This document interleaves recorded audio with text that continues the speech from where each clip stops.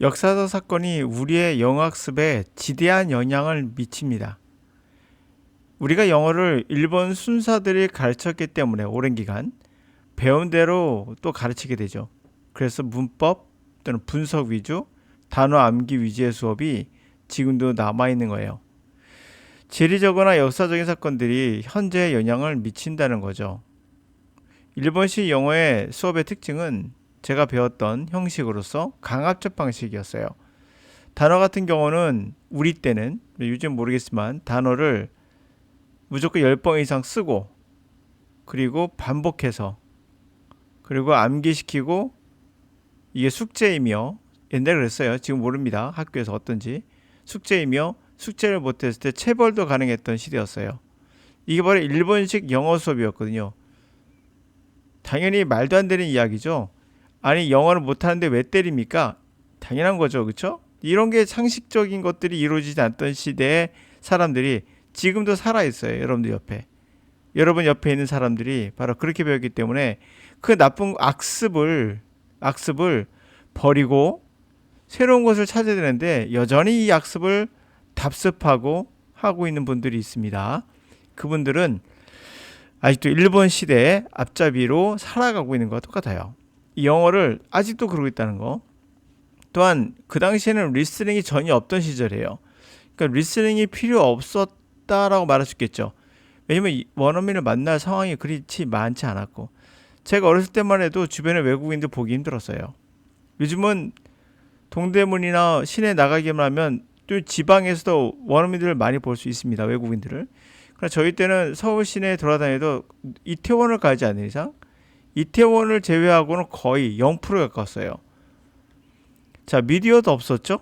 그 당시에 뭐 KBS, MBC 뭐 이런 몇 개, 두 개밖에 없었기 때문에 TBC 하나 있었는데 이거 없어졌고 거의 없었죠. 그래서 더욱 EBS하고 미디어를 통해서 영어를 만날 일도 없었습니다. 한국의 영화도 더빙을 했기 때문에 우리말로 들었어요.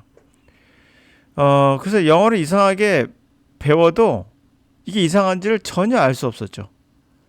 아직도 크게 변하진 않았어요. 영어를 가르치려드는 영어 선생들이 있는 이상 더 이상 이상할 수밖에 없는 거예요. 영어는 스스로 습득할 수 있도록 그냥 도와주면 됩니다. 만약 여러분의 영어 선생이 리스닝을 하지 않는다, 그러면 그거는 영어가 아니에요. 그건 독해라고 말하기도 애매할 수도 있어요.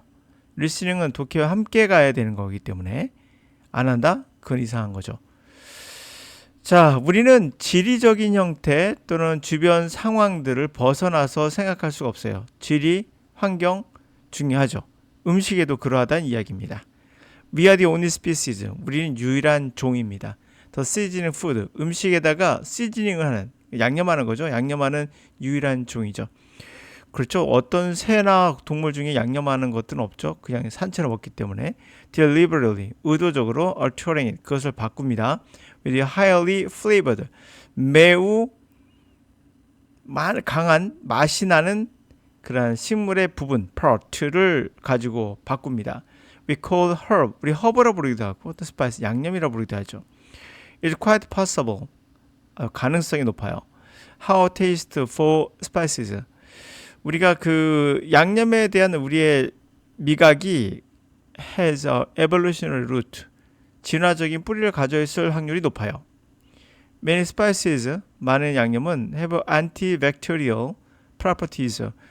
항균적인 특성들을 갖고 있습니다. In fact, 사실상 common seasoning, 흔한 양념이라는 garlic, 마늘, onion, 양파, 오레가노,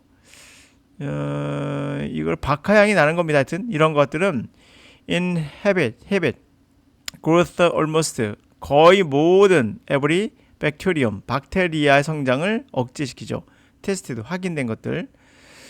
And the cultural 문화는 to make the heaviest use of spice. 굉장히 많이 사용하는 거죠. 양념을. 그런 문화. Think of the garlic을 또는 black pepper, 타이 음식 같은 경우 갈릭이나 흑 페퍼, 후추를 사용하죠. 이런 경우 또는 ginger, 우리가 말하는 생강이죠. 그 다음에 coriander, 고수라고 하죠. 인디의 코리앤더 같은 이런 것들을 사용을 생각해 보시면 the chili pepper, 멕시코에 칠리 페퍼가 있겠죠. 이런 것들은 come from warmer climate. 다 날씨가 따뜻한 지역이란 거예요. 따뜻한 기후에서 나옵니다. 왜 그럴까요? where 그것은 bacteria spoilage, 박테리아에 의해서 부패가 되는 게 빅 이슈이기 때문이에요. In contrast, 대조적으로 the most highly spiced cuisine, 하지만 가장 가볍게 양념하는 그런 요리법을 사용하는 나라들, those of 스칸디나비아 또는 노스 유럽 같은 그런 것들은 cooler climate, 좀 더 시원한 기후를 갖고 있죠. 우리의 유니크한 human attention to flavor, 맛에 대한 그런 관심은 indicates 이런 경우에 the flavor spice, 양념의 그런 맛이죠. 이런 것들이 turns out 뭐에서 have a reason, 나온 것이라는 게 밝혀진 거죠. As a matter of death, life and death, 삶과 죽음의 문제로서 나온 게 판명된 거죠. 그러므로 우리가 김치를 좋아한다, 우리가 뭐 짠 걸 좋아한다, 우리가 뭘 좋아한다, 이런 것들이 결국 기후와 관련되어 있는 거지 그에 따른 진화라는 얘기예요. 인간은 혼자서 뭔가를 독자적으로 뭔가를 만들어낸 거는 거의 없다 봐도 좋아요. 기후나 주변 환경, 뭐 기타 등등에 의해서 만들어지잖아요. 우리는 왜 영어를 이렇게 배웠는가 하면 일본의 영향이 가장 컸다 봐야 되죠.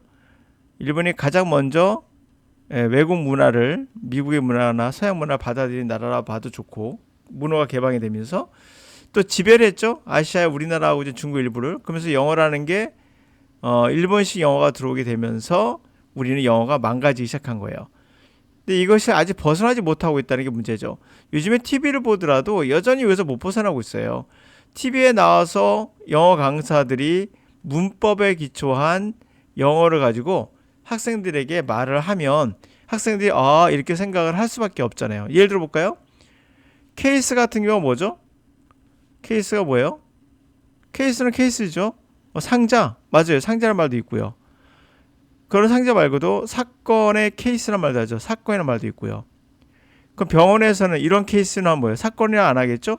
환자가 되겠죠. 이렇게 수만 가지로 바뀐단 말이에요. 이걸 다 암기해야 되는 것인가 라고 알려주죠. 영어 강사들이. 이런 사람들이 이제 문제예요. 이런 케이스란 말이 상자란 말도 맞지만 사건, 원래 사건이란 말이죠.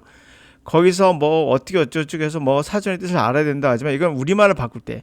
그러나 우리말을 바꾸지 않는다면 저게 케이스가 그 상자가 아니라는 것을 순간적으로 알 수 있거든요.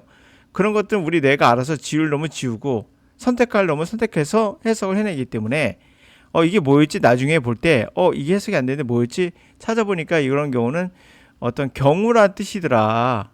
경우에 또 이것도 경우 라고 하면 이제 여러분들이 이제 이해가 더 쉽게 되긴 하겠죠.